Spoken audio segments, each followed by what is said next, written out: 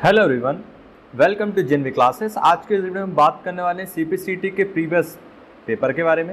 ये वीडियो हम क्यों बना रहे हैं मैंने आपको पहले भी समझा दिया था। अभी आप विश्वास नहीं करेंगे क्योंकि इससे पहले पेपर हुआ है। अभी हमने मार्च का पेपर देखा। इस मार्च के पेपर में जो सारे क्वेश्चन आए थे वो वही क्वेश्चन थे जो पिछले टाइम पे पूछे गए थे एग्ज़ाम में।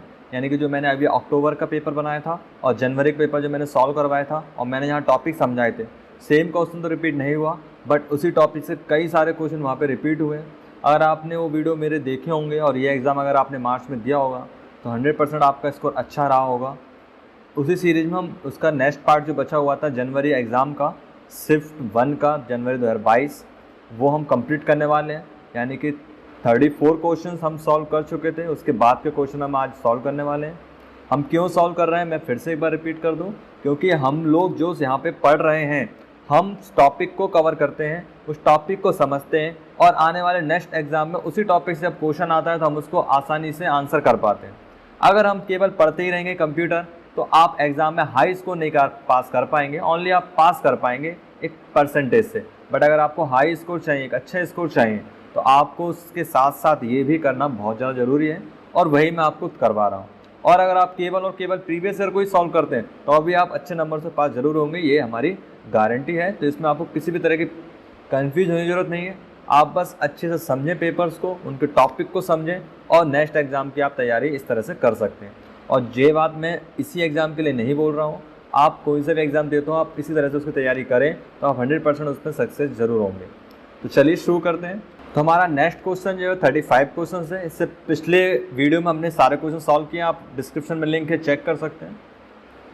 अगला क्वेश्चन है, अमेज़न में निम्नलिखित में से किस बटन पर क्लिक करने पर पैराग्राफ और अन्य छुपे मार्कर प्रदर्शित होते हैं?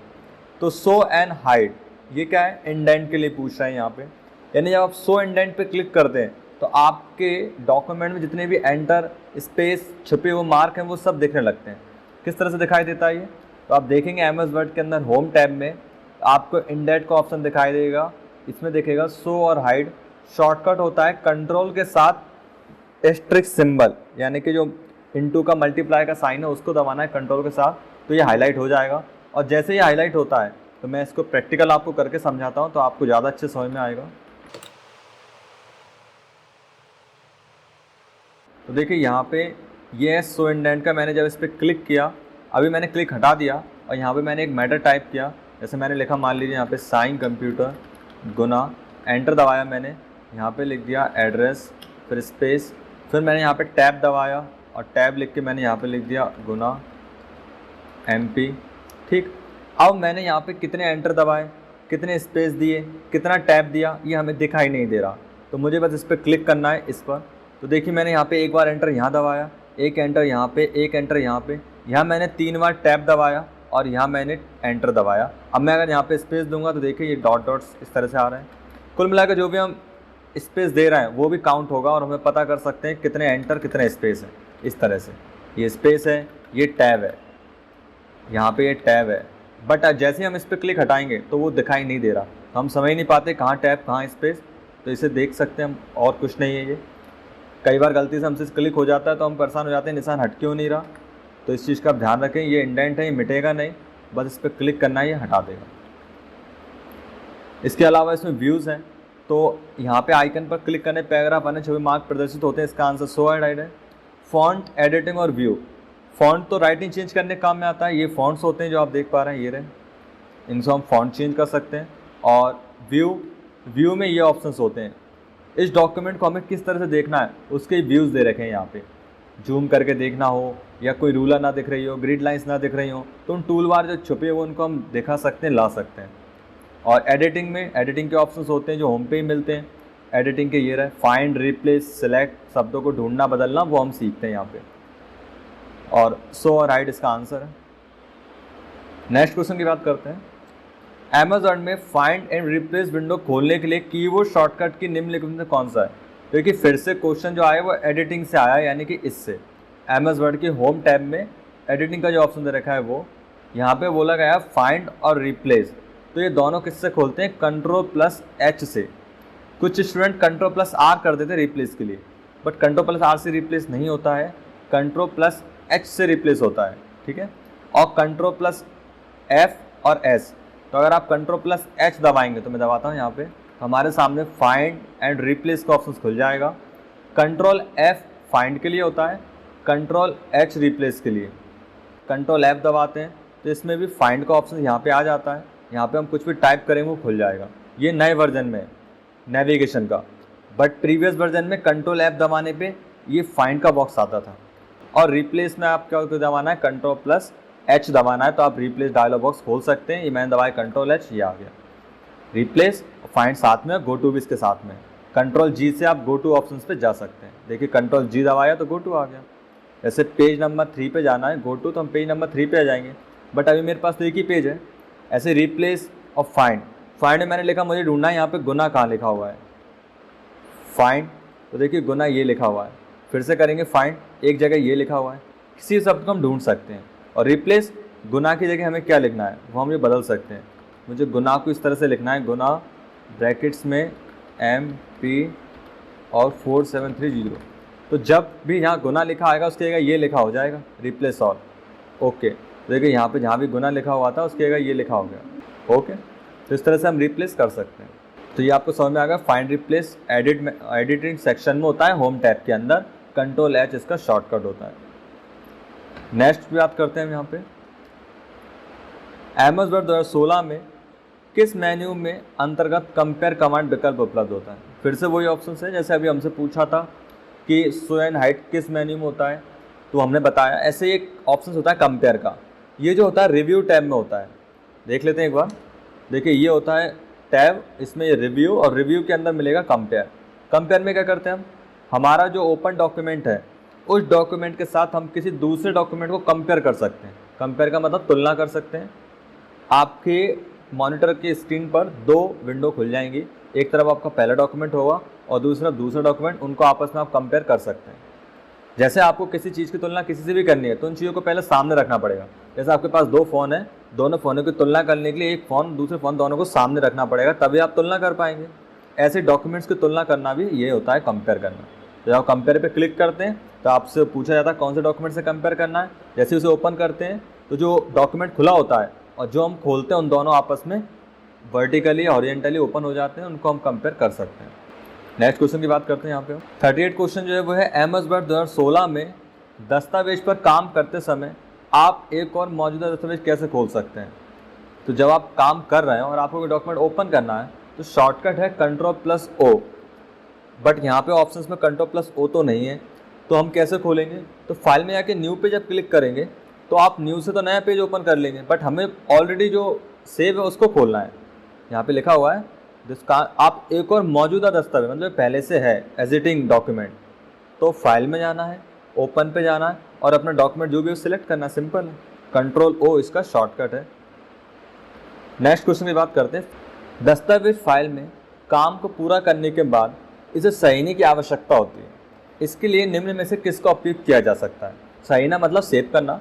तो देखिए सेव करने के लिए कंट्रोल V हम नहीं दबाएंगे, कंट्रोल V से तो पेस्ट होगा, F10 से भी नहीं होगा। F12 अगर हम दबाते हैं तो F12 जरूर आप सेव एज कर सकते हैं। F12 शॉर्टकट होता है सेव एज का, और सेव का शॉर्टकट कंट्रोल+S होता है। तो एक बार मैं आपको अमेज़न में बताता हूँ। देखिए आपके डॉक्यूमेंट में आप काम कर रहे हैं, अगर आप कंट्रोल+S दबाएंगे तो सेव होगा, और अगर F12 दबाएंगे तो सेव एज होगा। तो सेव एज करने के लिए आप F12 की यूज़ करेंगे और सेव करने के लिए कंट्रोल+S यूज़ करेंगे, ध्यान रखें।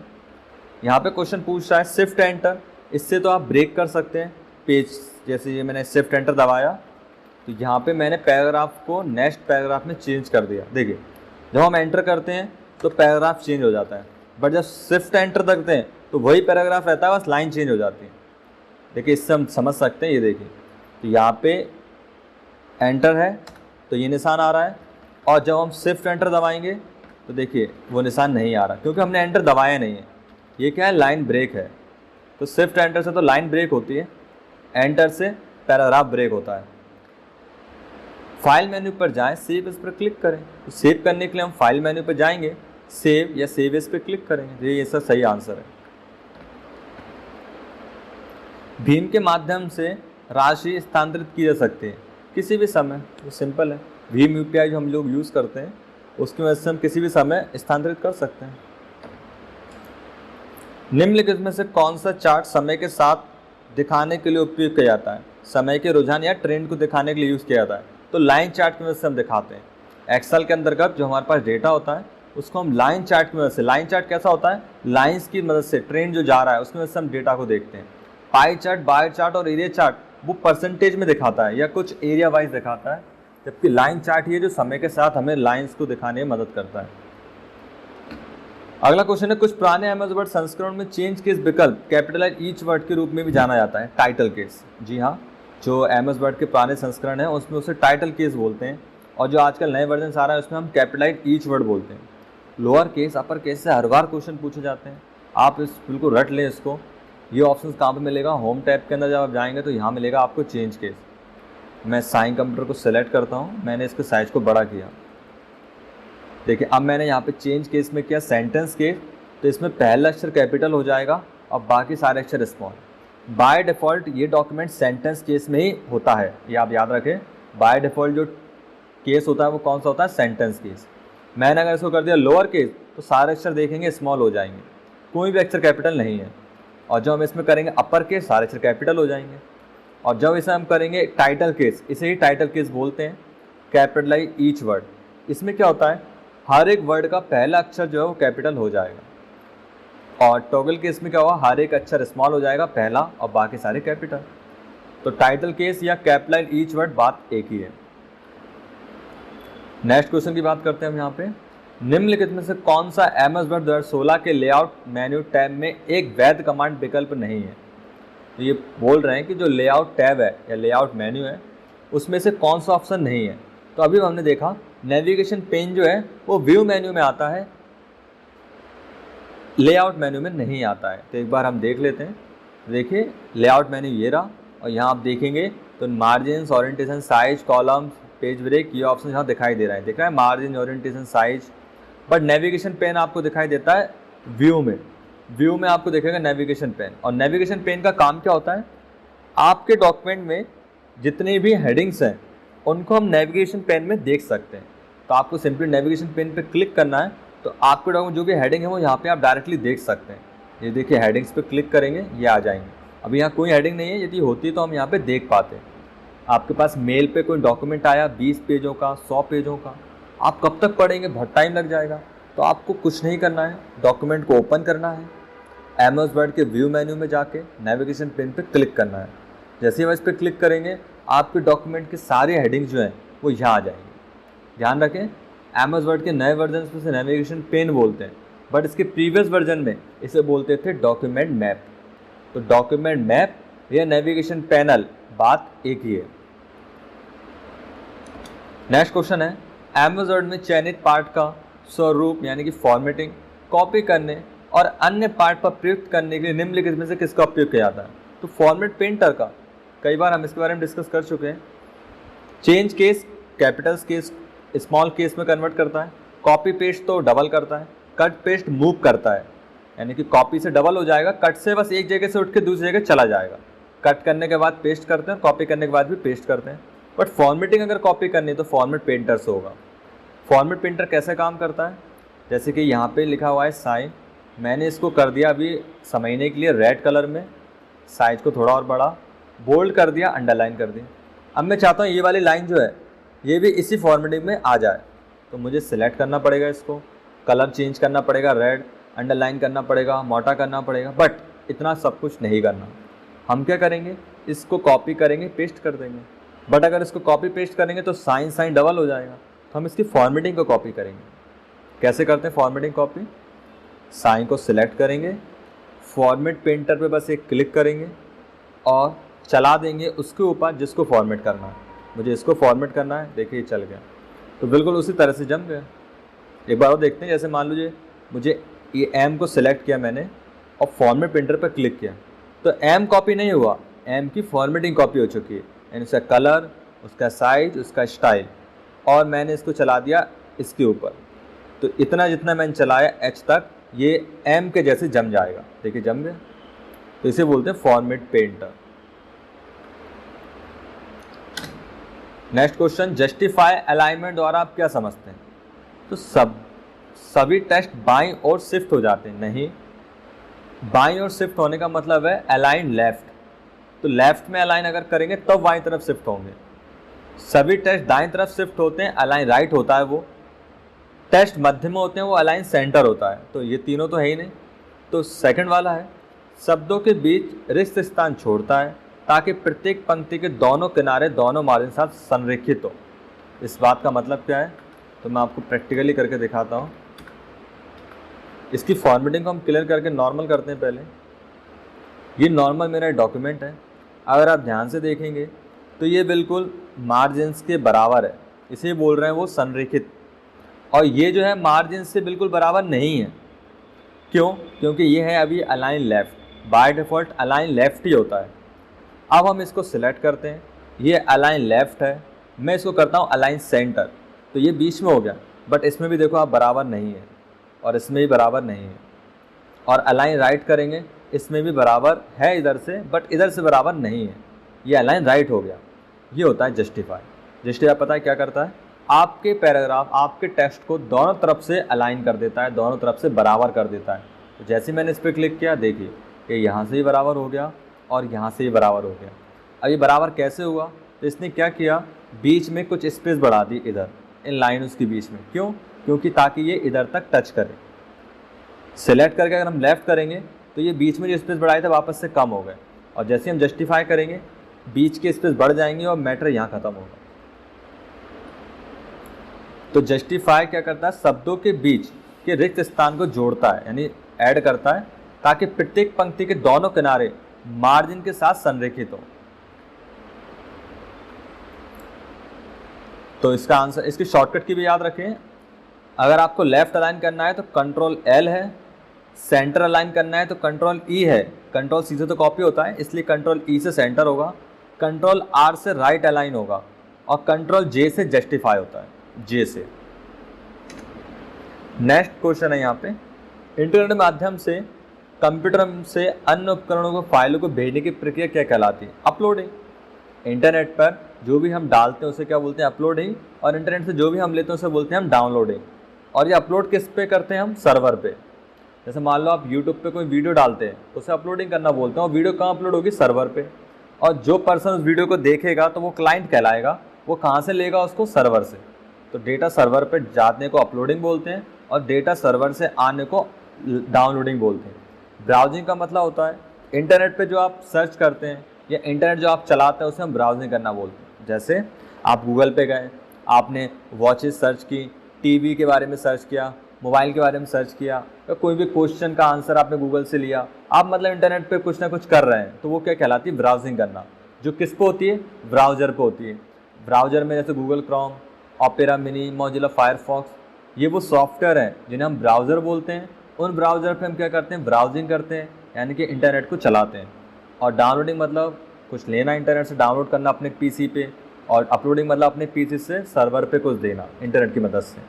क्रॉलिंग मतलब किसी फाइल को, जैसे वेबसाइट जो होती हैं, यूज़र्स जिस वेबसाइट को अच्छा चला सके इसके लिए क्रॉल्स होते हैं। क्रॉल्स का मतलब जैसे कुछ बोट्स होते हैं, ऐसा बोल सकते हैं हम, एक तरह के रोबोट्स होते हैं, छोटे छोटे सॉफ्टवेयर्स जो एरर्स को फिक्स करते रहते हैं। गूगल के भी कई सारे क्रॉल्स होते हैं जो फालतू की वेबसाइट्स को ट्रेस करते हैं, उन्हें ब्लॉक करते हैं और अपनी सर्च को और अच्छा इंप्रूव बनाते हैं।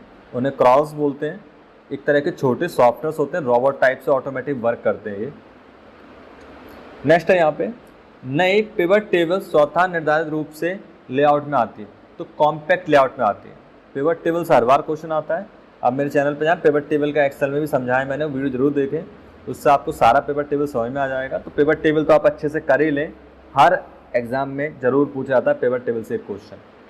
शॉर्ट में बोलें पिवट टेबल क्या है, तो कॉम्प्लेक्स डेटा को, यानी कि जटिल डेटा को या बहुत बड़े डेटा को सरलीकरण कर देता है, उसको समराइज कर देता है, उसको सरल कर देता है। कौन कर देता है? Pivot table. तो बड़े डेटा को छोटे रूप में अच्छा कर देना, ये पिवट टेबल का काम होता है।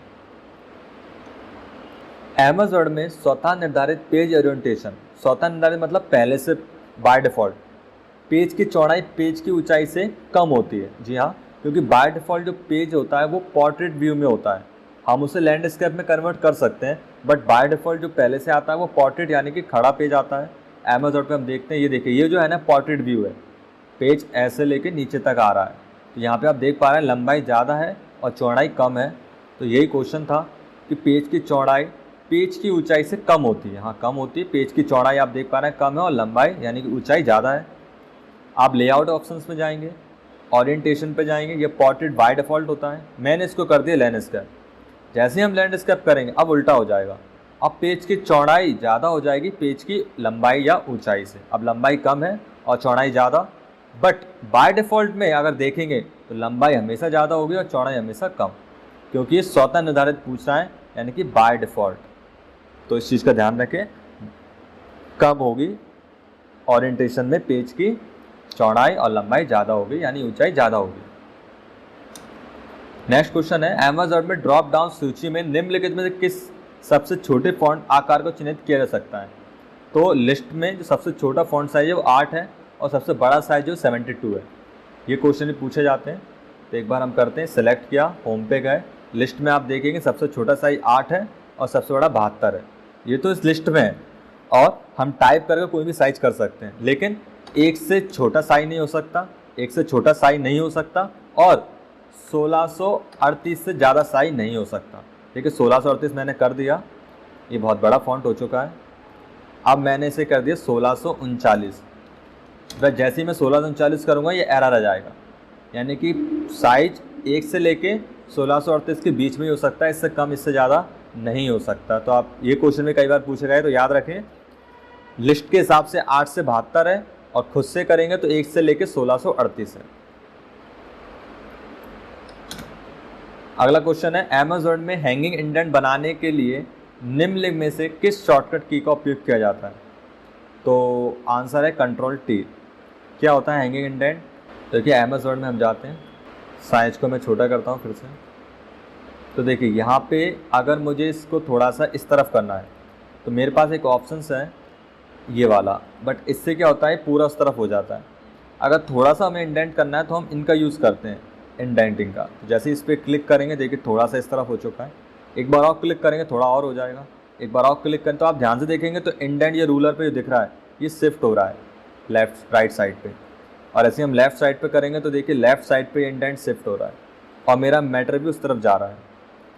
यही काम हम शॉर्टकट से कंट्रोल टी से करते हैं। कैसे? सेलेक्ट किया, कंट्रोल टी मैंने प्रेस किया तो देखिए लेफ्ट इंडेंट हो गया, सॉरी राइट इंडेंट हो गया, फिर मैंने कंट्रोल टी किया, देखिए ये हो गया, ये हो गया। ऐसे हम इसको वापस से लाना है वापस तो हम इसको वापस ला सकते हैं। कंट्रोल शिफ्ट और टी से ही वापस आएगा और कंट्रोल टी से आगे की तरफ इंडेंट होगा। अगला क्वेश्चन है, अमेज़न में एक बड़ा कैपिटल अक्षर होता है जिसका उपयोग किसी पैराग्राफ सेक्शन की शुरुआती सजावट के रूप में किया जाता है। एक बड़ा कैपिटल अक्षर जो होता है उसे हम बोलते हैं ड्रॉप कैप। आपने कहानियाँ मैगजीन्स में देखा होगा, जैसे कि इसमें हम करते हैं मैटर को नॉर्मल। तो देखिए ये वी है, मैंने वी पे कर्सर को रखा और मैंने ड्रॉप कैप पे क्लिक किया। ये ऑप्शन मुझे मिलेगा इंसर्ट पे, इंसर्ट में आपको मिलेगा ड्रॉप कैप, ये रहा।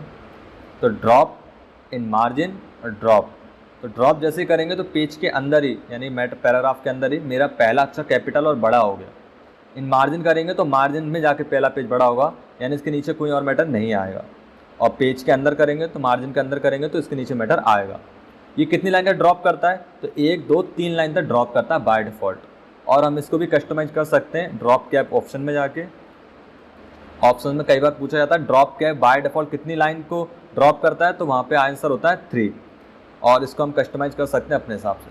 5 कर देंगे ओके तो 5 लाइन तक ड्रॉप करेगा, नहीं इतना बड़ा हो जाएगा। और खुद से भी हम इसको कस्टमाइज कर सकते हैं यहाँ से, इसे ड्रॉप कैप करना बोलते हैं। लास्ट क्वेश्चन है, डेटा को इंटरनेट पर अधिक प्रभावी ढंग से स्ट्रीम करने के लिए निम्नलिखित में से किन छोटे खंडों में विभाजित किया जाता है? आंसर सिंपल है, पैकेट्स में। बाइट्स नेबल ब्लॉक्स में नहीं करते। बाइट्स और नेबल तो इसकी मेमोरी यूनिट होते हैं जिसमें साइज़ को नापा जाता है। डेटा को जब भी ट्रांसफ़र किया जाता है छोटे छोटे पैकेट्स के रूप में, फिर टीसीपी पे प्रोटोकॉल्स की मदद से यहाँ पे ट्रांसफ़र किया जाता है। बिल्कुल याद रखें, इसका आंसर पैकेट्स है। उम्मीद है आपके क्वेश्चन समझ में आए होंगे। कोई दिक्कत लगे कमेंट्स के जरूर बताएं। आगे हम बात करने वाले नेक्स्ट क्वेश्चन की। इसके अलावा चैनल पर और भी वीडियोस हैं, आप उनको जरूर विजिट करें। Thanks for watching.